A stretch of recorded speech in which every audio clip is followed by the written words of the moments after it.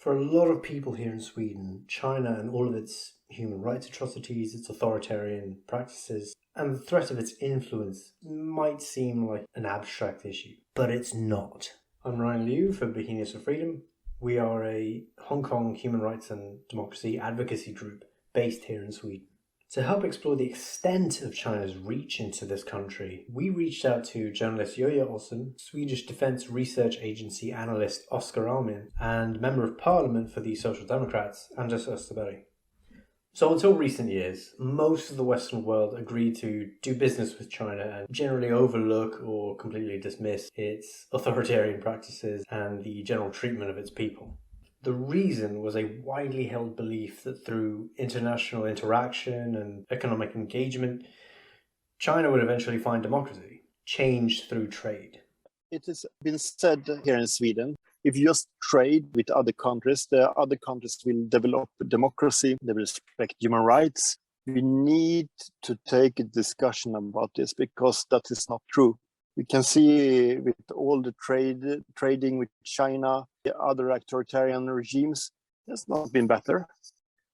Almost the opposite. We must realize it's not that simple that just that we meet and talk to each other, that everyone will be a Democrat. The most important thing you need to remember is that you can't separate the Chinese Communist Party and the Chinese state from the private sector and private companies. Private companies do exist, but they can't operate without having CCP members on their board of executives or acting within them as part of a party committee. And on top of that, China's national intelligence law, which came into effect in 2017, requires that every organization and every citizen supports and cooperate in national intelligence work. The intelligence law didn't really change things because we already had that situation before. The effect that it has is that it might make actors, companies, more proactive in informing the Communist Party because they would be afraid of breaking the law because they didn't inform them. So in that sense, it actually might have a direct consequence. So through these private companies, the CCP can gather information or exert some level of control over foreign countries, and that very much includes Sweden. I think there is a good debate in Sweden and many other of the Western countries about security risks. But still, for example, there are some businesses that are done that is not calibrated with the discussion about the risks. I think that the debate must continue, but we also need to see more practical measures also. There have been some examples of Sweden responding to certain companies, especially when personal information and data security was involved. When it came to the 5G system, there was much more discussion about Swedish security, and then we didn't take a Chinese company. After that, there hasn't been much coverage of Chinese investments here. But if it's such a massive issue, why aren't we talking about it more? I think if you compare it to a lot of other Western countries, the coverage is still not deep or broad enough. And also it goes up and down very much. As soon as the reporting is being done on this, it's forgotten and it's not being put into wider perspectives. While there is reports, they tend to be kind of shallow and very quickly forgotten, and they are not put in the context of a wider trend of Chinese investments and acquisitions in Sweden and of Swedish companies. So these acquisitions are taking place more and more frequently. The MTR earlier this year was awarded a contract to expand Stockholm's metro system, and Arlanda Airport, the biggest airport in Sweden, made headlines when Swedavia, who owns the airport and is a Swedish state-owned company, awarded a security contract to the Chinese firm Nutec. They said it provided the best and cheapest offer to upgrade its security scanning devices at Arlanda's Terminal 5 building. For a lot of cases, people who aren't already familiar with China and all the issues surrounding it may not see much relevance in the contracts here. I think that is actually also one of the reasons why it's reported so poorly from my perspective, that people are actually not aware of what is the difference that if a Chinese company builds the Stockholm subway or an American company builds the Stockholm subway, and what is the difference if a Swedish semiconductor company is bought by a Chinese company or a French company, right? And there are significant differences. Noctec is a partially state-owned company and has faced numerous scandals involving everything from quality issues to bribery and, of course, security concerns. There is such a huge level of distrust that the US went so far as to effectively blacklist the company. I think that is a very high risk. I also think that we need to highlight that even more, especially now when we can see that we have a war very close to us, the Russian invasion of Ukraine. We need to have more security thinking and more strategic thinking here in Sweden as well. It's important that we also implement the discussion in the decision making. Sweden is a small, dependent country for trade and so on, but we also need to think about the security risks. There was and continues to be a real concern, especially among minorities that are persecuted by the CCP, that implementing these security systems produced by China would allow the Chinese Communist Party to track them more easily, even here in Sweden. Now, Swedavia has said most of the equipment, which is largely X-ray scanners, doesn't handle personal information. Now, there are more concerning consequences to doing business with China without the appropriate protections. I spoke with Oscar on China's efforts where semiconductors were concerned. Semiconductors are used in virtually all of our electronic devices, including our phones and laptops, to things like ATMs or pacemakers and other medical equipment. But there's more to it than that. We have a number of examples of Chinese investors acquiring companies. I've looked at Sweden as a case and how they have acquired companies that are dealing, for example, when it comes to semiconductors, and how these Chinese investors then have a very strong connection to the Chinese military. Semiconductors is one of those dual-use technologies that can be used by the military. And there's a strong connection here where you see a company that acquires a semiconductor company startup in Sweden, and that has very strong connections with the Chinese military. So of course the risk is very clear that this technology will be used for military purposes in the Chinese side. So acquiring companies is one of the many ways that China then can get hold of foreign technology. There's of course other options too, but this is what I've been looking at, Chinese investments. Then of course you have espionage and other methods as well. Oscar, together with Jörg Hellström and Johan England, conducted a survey in 2021 that found 51 companies here in Sweden in which Chinese and Hong Kong companies had acquired a majority ownership. These included recognizable names like Radisson, Volvo and Oatly, as well as companies that you might not really think about, like Mark Bigden Wind Farm Project and the now defunct Solarbro Research, which manufactured parts for solar panels. You have a Chinese state-owned company, China General Nuclear, which owns a big part of Swedish wind power. If that would be increased or become a large part, that would also be a risk in terms of energy dependence on China. It is undeniable that these companies play a part, but they can't shoulder all of the blame. It's up to us to figure out how to ensure that these companies are able to operate in Sweden without Chinese control. I think one of the reasons that we see a lot of Chinese investments in important Swedish infrastructures, such as the Stockholm subway, there have been talk about ports, even maybe the railway in Sweden will have the Chinese investors, and we have, of course, the wind power. One of the reasons is that the more advanced those technologies get, especially the wind power, but also high-speed train, the more expensive they are. To build a state-of-the-art wind power park today is many, many more times expensive than it was 10 years ago.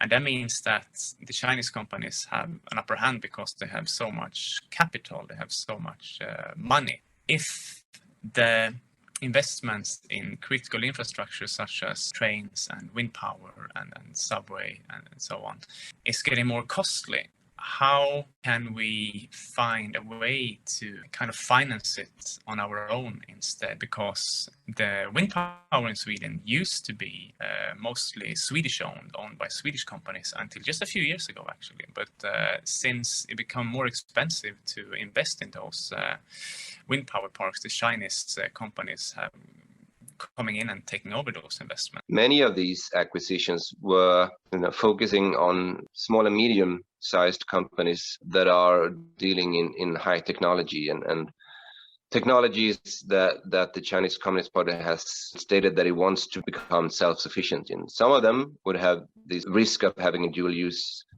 component, but also some of them are a part of this or included in the Chinese Made in China 2025 strategy. The Made in China 2025 initiative was announced in 2015 and encompasses a range of goals and strategies, all to turn China into a technological powerhouse. Chinese investments pressuring foreign companies to turn over intellectual property and generally unfair economic practices have all been in service to that. You could argue that Chinese dominating those strategic sectors would not be in the interest of a democratic country like Sweden. At this point, the issue might still seem a little bit abstract. Chinese businesses acquire or steal Swedish technology. There's some information gathering, but so what? For the average person, all that might look like is that we see a few more Chinese products.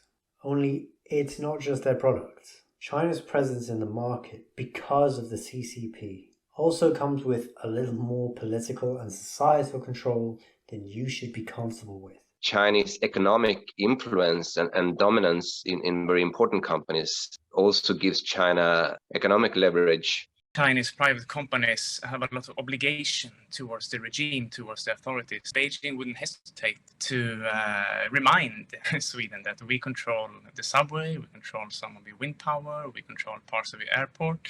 Chinese companies are creating a lot of jobs. Volvo, which is Sweden's biggest private employer, are owned by a Chinese company with close ties to the Chinese state. Well, the most famous investment, of course, is Geely's acquisition of Volvo Cars, although actually the biggest one is a minority post in AB Volvo, which is the truck maker. I would argue that the most important one is the Volvo Cars investment. It's a big employer in Sweden. It had 23,000 people working for Volvo in Sweden. So, of course, Chinese ownership then has direct effect of a large workforce in Sweden, and Volvo is a very important company. The new Chinese ambassador to Sweden, in his first statement on the embassy website, he reminded us that Chinese investments of $11 billion have created 27,000 jobs, and that's probably a low figure. The figure is probably higher. And now the Chinese investments in total in terms of value is not that big in Sweden. It's around 2% of the GDP of Sweden, which is not an extremely high figure. These investments can still have effects. We haven't seen any direct threats, but a lot of veiled threats like this, just pointing out that, we supply 27,000 jobs to Sweden, can be seen as a veiled threat. So you also have that kind of the risk that China or Chinese actor uses economic influence in order to gain political advantages. Even if a company hasn't been acquired, the CCP still finds a way to act through them. The boss of Ericsson, Börje Ekholm, he directly contacted one of the Swedish ministers with text messages and tried to convince her to reverse the ban against Huawei. The reason for this was that Ericsson had been threatened by the Chinese government that if Huawei is banned in Sweden, Ericsson would have a hard time to go on with its business as usual in China, indirectly threatening to pull out of Sweden. That is basically what Ericsson's CEO said at the time, that Ericsson might look at other alternatives for parts of its business if Huawei was banned in Sweden. So that's a very clear example of this influence going on. Swedish companies will try to affect the decisions and the policy of the Swedish government because of pressure from China. The government is, of course, very much aware of the issues surrounding China, as are the vast majority of democratic countries, which begs the question, why isn't more being done? In 2019, the Ministry of Foreign Affairs released a communication titled Approach to Matters Relating to China. It summarized all the related issues, including the kidnapping of Gui Minhai, China's breach of numerous international agreements, and of course the dangers of Chinese investments. The approach, in a nutshell, was largely one of fostering discussion and arguably deferring to the EU's somewhat passive policy. There are a lot of different opinions on how effective that has been and how effective that will be going forward. I think that the Swedish government can definitely do a lot more. There is a tendency by the Swedish government and many other European governments as well to kind of hide behind the European Union. In the bilateral exchanges with China, you will gladly talk about anything positive like trade or cultural exchange or whatnot. But when it comes to the problems, you often avoid to take them up directly with the Chinese side, and instead you turn to European Union. I mean, we have a particular situation in Sweden with a Swedish citizen, Gui Minhai, that is in jail in China. It is really a strange situation that you keep on having business as usual in a situation where you have that kind of, you have the Swedish citizens being jailed and no real response. Now, of course, Sweden is weaker than China, and we're a small country. It's difficult for Sweden as a lone actor to pursue any change in China. But at the same time, it's reasonable for Sweden to strongly pursue this particular issue. I mean, China is really not respecting Sweden in this case. We have other example. We have smaller countries in Sweden like Lithuania, which is really standing up to China. So I mean, it's, of course you can do more, but then you have to realize that there are, of course, there's always a risk when you stand up against a big country like China. It's difficult for me to say exactly what Sweden is doing, since much of this is not really public, and I don't want to review Swedish government's actions. Really, it's not my place to do that. So it's more like what kind of options do we have? It's so easy to single out the different countries between each other, and that has been a really big problem. We can also see that China has been, the last years, has been really disturbed about Swedish policies, and they have been rather aggressive towards the Swedish public and to the country as well. And the government. It's needed to have coordination within the European Union. With that said, that doesn't mean that we should just be shut up and do nothing. Of course, we should work continuously, but when it comes to some parts, the European Union must be coordinated. Sweden needs its allies. No single country can take on China alone. Democracies really need to support each other, and they need to act with more conviction to defend the values that define them. And the best way would be to actively work together with like-minded countries. And you work together in EU, but not only EU. We have, countries like, United States and Canada and outside EU that have been affected by Chinese coercion and this kind of behavior. Even then, each country needs to take a firm stance. And I think we've started to see that. Throughout our discussions, one country in particular kept coming up as an example of what it means to have a solid response against China: Lithuania. A European Union member and ally, right, that is being subject to an outright trade war and sanctions from China because of the Lithuania's cooperation with Taiwan. Any government that has a so-called democracy offensive, as the Swedish government and the foreign ministry have since 2019, should be able to react not only within the European Union, but also by themselves to stop this kind of Chinese coercion against Lithuania or any ally. Democratic countries that decide to take a stand need to be supported. It's not impossible. We don't have to rely on China. It's amazing how you would see that the Western world managed to unite when it came to Russia. Maybe that's because the threat was so apparent, but I think it also showed that the democratic world can actually unite when it really needs to. At the end of the day, in any true democracy, the onus isn't solely on our leaders. It's on you, it's on me, and it's on every single one of us. We need to speak up, and we need to make them hear us when we say that doing business with the Chinese Communist Party, allowing it to behave as it does in this country, is not something that we can allow any longer. There is a lot of things that the average person can do in Sweden. I think as a Swedish citizen, what you can do is to be engaged in civil society, be engaged in different kind of the manifestations we can see for Hong Kong, for Xinjiang, we have for Tibet. If Hong Kong continue to develop democracy, that will also benefit Sweden. It will also in the long term also benefit China. Bring this up with your local politicians. So it's very easy also to take a contact with your parliamentarian. Just send an email, do a phone call, say this is important, this is also important for us. Before a topic can be changed, it also has to be realized. As we were talking about before, there is not enough information in the media. There's not enough information among the population in Sweden, but it's becoming more accessible. You could also raise awareness. You can also write in the newspapers. I can actually promise that all the politicians that are reading op-eds that are published here in Sweden is very good to inform. If you don't like to write, then join, for example, Bauhinias for Freedom or another Hong Kong committee. Keep an eye on what's happening in China. Talk about it. Discuss with friends and colleagues. So I don't think that you should underestimate your own power in this. You can do things. It's no excuse just to sit home and be pissed off.